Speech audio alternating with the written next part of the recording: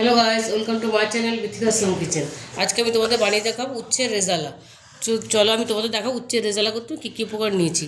এখানে আমি দেখো দুটো উচ্ছে নিয়েছি, একটু মিডিয়াম সাইজের। আমি এটা গরম জলে উষ্ণ গরম জলে নুন দিয়ে ভাপিয়ে রেখেছি, তেতো ভাবটা অনেকটা কেটে যায়।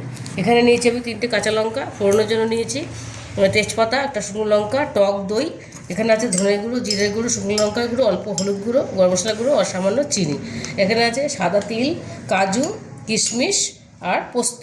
এই সবকটা আমি একসঙ্গে বেটে নিয়েছি শিলনোড়ায়। নিয়েছি নুন, সাদা তেল আর ঘি। তো চলো এবার আমি রেসিপিটা শুরু করব। প্রথমে টক দইয়ের সঙ্গে সব মশলাগুলো মিশিয়ে নেব। টক দইটা একটু ফেটিয়ে নিয়েছি, দেবো এখানে কাজু, কিশমিশ, পোস্ত আর সাদা তিল বাটাটা। আর এখানে দিয়ে দেবো সব মশলা, গুঁড়ো মশলাগুলো।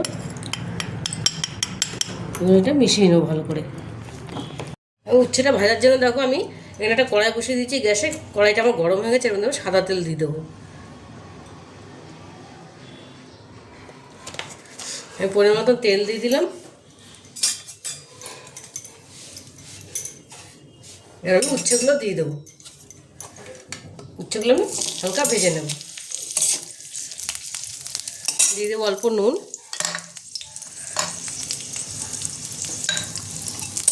হালকা ভেজে নেব। তবে উচ্ছেগুলো ভেজে আমি তুলে নিয়েছি। এবার আমি এই ব্যাটারটার মধ্যে আমি 1 চামচ গুঁড়ো দুধ দিয়ে দেবো, তাহলে টেস্টটা খুব ভালো আসবে। এই গুঁড়ো দুধ আমি দিয়ে দিলাম, 1 চামচ দিয়ে দিলাম। এটার সঙ্গে এটা ভালো করে মিশিয়ে নেব। এখানে আমি দিয়ে দিচ্ছি একটু সর্ষের তেল, সাদা তেল, আর দিয়ে দেবো আমি অল্প ঘি। ঘি দিয়ে আসলাম।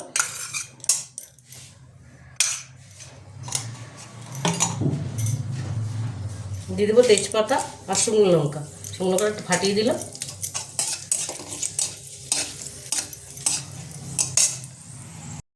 ফোড়নটা আমার ভাজা ভাজা হয়ে গেছে। এবার আমি সুন্দর একটা গন্ধ বেরিয়েছে, ঘি দিয়েছি। এবার আমি এটা দিয়ে দেবো, পেস্টটা দিয়ে দেবো এর মধ্যে।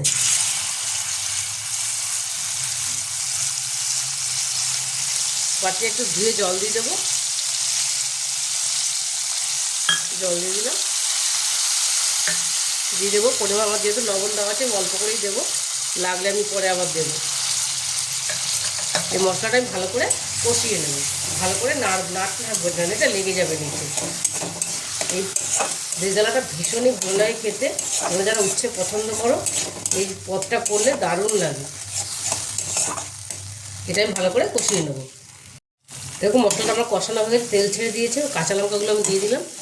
কাঁচা লঙ্কা দিয়ে একটু নাড়বো, দিয়ে দেবো এবার আমি উচ্ছেটা।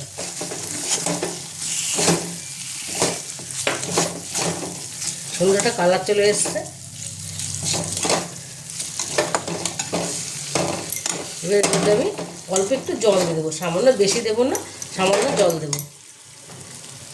এটা একটু শুকনো শুকনো হবে, যেন অল্প করে জল দিলাম। উচ্ছেটা পুরোপুরি সিদ্ধ হয়ে গেলে সেরকম জল দেবো আমি, সেদ্ধ হওয়ার মতো।